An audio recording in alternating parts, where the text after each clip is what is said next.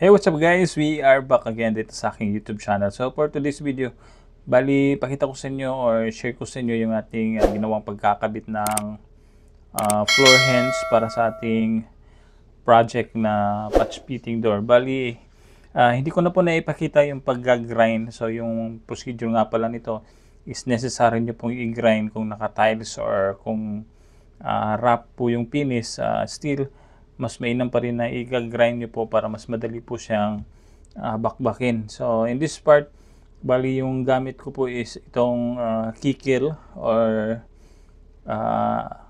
yung tawag sa amin dito is tigib. I don't know exactly kung ano po yung Tagalog nito. So ayan, bali pinukpok ko po ng pinukpok hanggang sa lumalim po yung butas. Yung butas nga pala natin is in my own observation, necessary nating gawin or butasan according po sa measurement ng ating gagamiting floor hinge. So mas mainam po na hindi po siya ganun kaluwag, kumbaga just enough space para lang po maipasok natin yung ating floor hinge. Bali in this part medyo matigas po yung concrete dahil nga po old concrete po ito. Bali yung tiles, since adhesive lang naman siya, medyo manipis, hindi siya ganun katigas.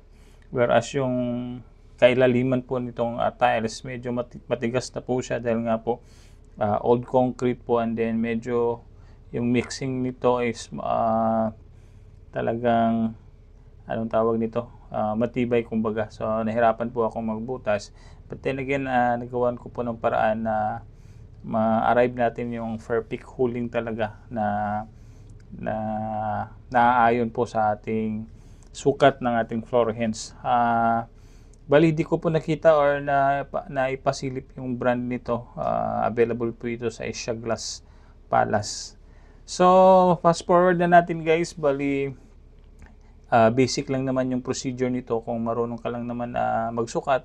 So mas madali lang siyang ipasok, and then sa project natin ito, yung description nga pala is may tubular na perimeter frame dahil nga po may iniiwasang parang doorbell siya or switch. So mas mainam lagyan ng perimeter frame, and then sa taas na bahagi nito meron din po siyang tubular frame dahil nga po sasayad or matatamaan po yung yung roll up. So kailangan ma-elevate siya ng konti pababa para hindi po siya tatama sa roll up. So fast forward tayo guys.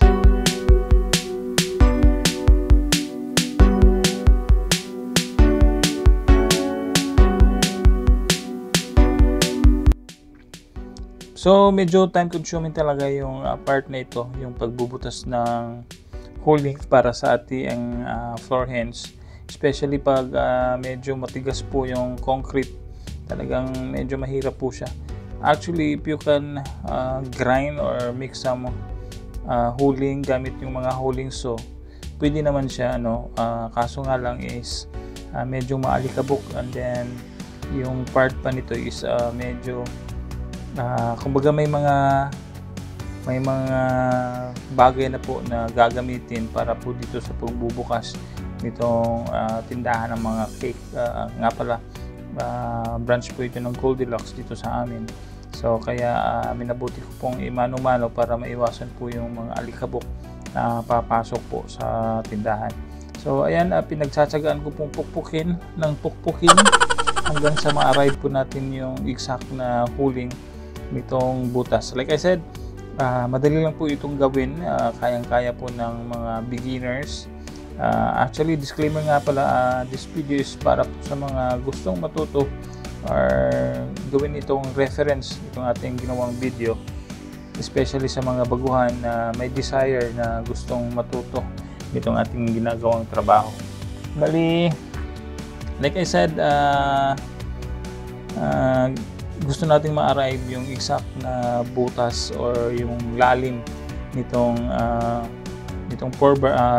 floor hinge rather, para nang sa gayon is matibay siya. So hindi naman siya necessary lagyan ng semento, kumbaga ilulubog niyo po sa semento nang sa gayon hindi po siya gagalaw. So yung naging technique ko po is yung butas po na ginawa ko is just enough na hindi po siya madaling gumalaw. Kumbaga nako-compress po niya yung floor hinge.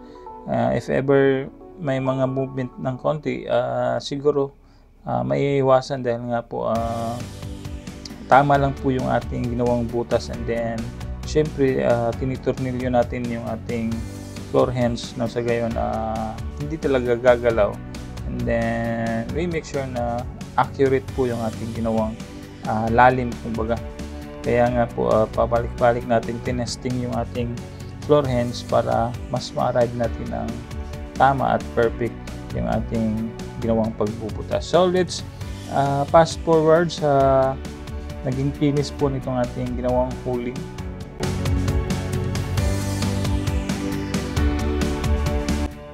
So ayan na guys, na-arrive na natin yung exact na lalim, at the same time exact measurement nitong ating gagamiting floor hinge. Bali yung idea natin dito is just enough lang po talaga na maipasok natin yung floor hinge na sa gayon kumbaga ma-prevent natin yung paggalaw ng ating floor hinge.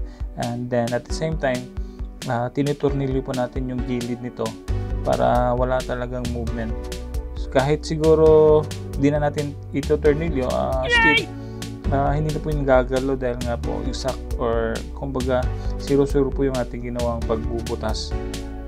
So para masigurado ko lang po, nilagyan ko po ng 2 tornilyo dyan sa gilid na nang sa gayon masiguro natin na walang magaganap na paggalaw ng ating floor hinge dahil nga po dito po nakasalalay yung tibay, kumbaga yung durability ng ating patch fitting door.